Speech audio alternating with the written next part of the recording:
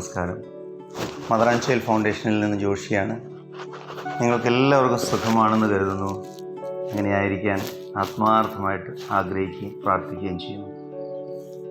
ഒരു കുഞ്ഞു കാര്യം നല്ലൊരു അനുഭവത്തിലൂടെ നിങ്ങളോട് പങ്കുവയ്ക്കാനാണ് ഞാനിപ്പോൾ നിങ്ങളുടെ കൂടെയുള്ളത്. പലപ്പോഴും നമ്മൾ നമ്മുടെ ജീവിതത്തിൽ മറ്റുള്ളവരെ കാണുന്നത് നമ്മുടെ കൺകോണുകളിലൂടെയാണ്. സത്യത്തിൽ നമ്മൾ നമ്മെ കാണേണ്ടതും മറ്റുള്ളവരെ കാണേണ്ടതും ദൈവത്തിൻ്റെ കൺകോണുകളിലൂടെയാണ്. നമ്മൾ മറ്റുള്ളവരെ നമ്മുടെ കണ്ണുകളിലൂടെ കാണുമ്പോൾ മിക്കവാറും മറ്റുള്ളവരെ നമ്മൾ നമ്മുടെ ചെരുപ്പിലേക്ക് നിൽക്കാനായിട്ട് നിർബന്ധ ബുദ്ധി കാണിക്കും.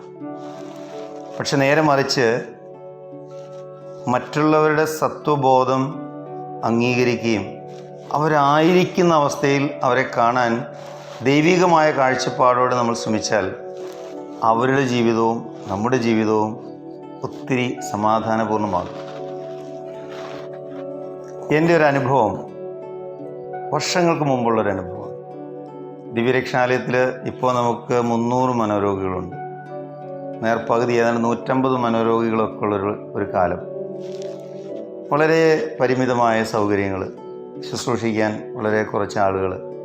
പക്ഷേ ഞങ്ങൾ ആവേശത്തോടും ആഘോഷത്തോടും ഈ നിരാലംബരായിട്ടുള്ള മക്കളെ വളരെ സ്നേഹത്തോടെ പരിപാലിച്ചിരുന്നു.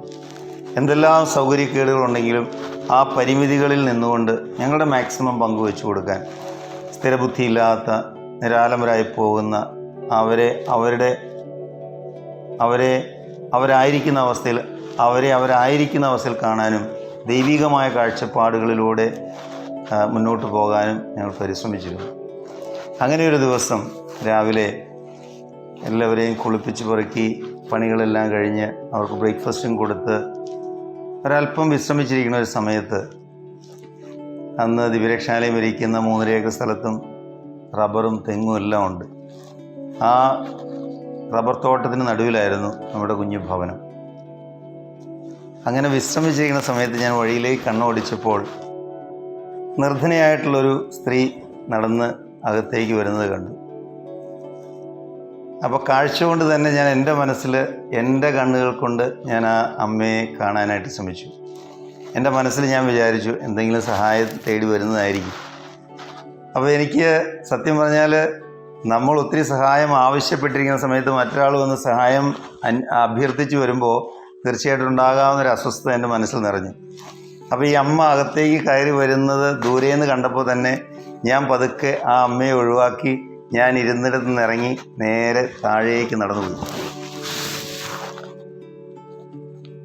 അതിനുശേഷം ഈ അമ്മ അവിടെ വന്ന് എൻ്റെ പെങ്ങള് ബിന്ദുവിനോടും അന്ന് അവിടെ സഹകാരികളായിട്ടുണ്ടായിരുന്ന മറ്റു കുഞ്ഞുങ്ങൾ, പ്രത്യേകിച്ച് ഗീത എന്ന് പറയുന്ന ഒരു പെൺകുട്ടി ജീവൻ കൊടുത്ത് അവിടെ ശുശ്രൂഷ ചെയ്തിരുന്നൊരു കാലം, അവരോടൊക്കെ സംസാരിച്ച് നിൽക്കുന്നത് ഞാൻ പലപ്പോഴും വന്ന് കണ്ടിട്ട് തിരിച്ചുപോയി. എന്തായാലും ഈ അമ്മ അവിടെ വന്നിട്ട് അവിടെയുള്ള മനോരോഗികളെല്ലാം കയറി കണ്ട് അവസാനം ഞാൻ ഇരുന്നിടത്ത് വന്നിരുന്നു. അപ്പോൾ ഞാനും താഴേന്ന് കയറി വന്ന് ഈ അമ്മ ഇരിക്കുന്നിടത്തേക്ക് ചെന്ന് എന്താ അമ്മ വന്നേ, എന്താ സുഖമാണോ എന്നൊക്കെ ചോദിച്ചു. അപ്പോൾ ഈ അമ്മ എൻ്റെ കയ്യെ പിടിച്ച് മോനിവിടെ ഇരുന്നേ എന്ന് പറഞ്ഞ് എന്നെ കൂടിയിരുന്നു. എന്നിട്ട് എൻ്റെ കണ്ണിലേക്ക് വളരെ സ്നേഹത്തോട് നോക്കിക്കൊണ്ട് ചുമ്മാ പറഞ്ഞു, എൻ്റെ മോനെ ദൈവം അനുഗ്രഹിക്കട്ടെ. എന്നോട് ഇവരെല്ലാം പറഞ്ഞു,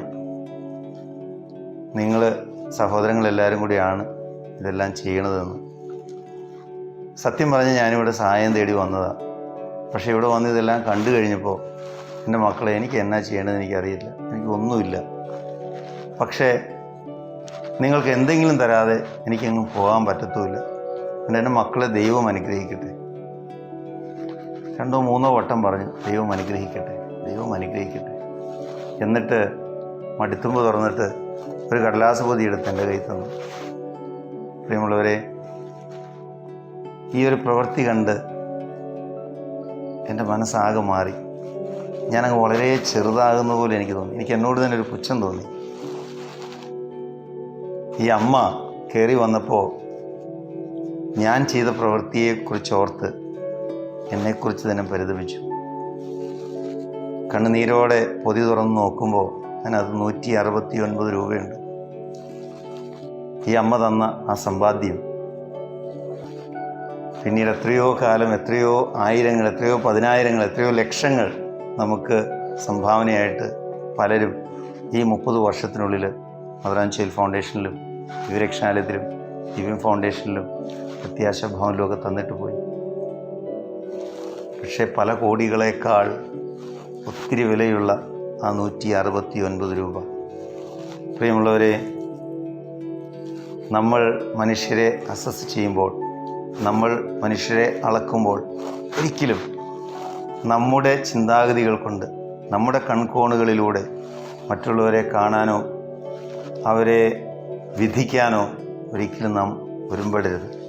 നേരെ മറിച്ച് ദൈവത്തിൻ്റെ കണ്ണുകൾ കൊണ്ട് എല്ലാ മനുഷ്യരെയും കാണാനും വലിപ്പ ചെറുപ്പങ്ങളില്ലാതെ, വേഷഭൂഷാദികളുടെ വ്യത്യസ്തതകളില്ലാതെ, സമ്പന്നനെന്നോ ദരിദ്രനെന്നോ, വിദ്യാഭ്യാസമുള്ളവനെന്നോ വിദ്യാഭ്യാസമില്ലാത്തവനെന്നോ,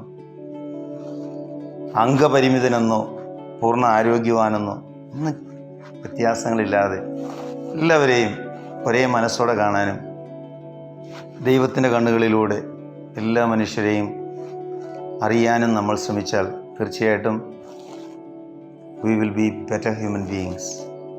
അങ്ങനെ നമുക്കെല്ലാവർക്കും നമ്മുടെ തുടർ ജീവിതത്തിൽ ബെറ്റർ ഹ്യൂമൻ ബീയിങ്സ് ആകാൻ, നല്ല മനുഷ്യരാകാൻ പരിശ്രമിക്കാം എന്ന ആത്മാർത്ഥമായ പ്രാർത്ഥനയോടെ നിങ്ങൾക്കെല്ലാവർക്കും നന്ദി, നമസ്കാരം.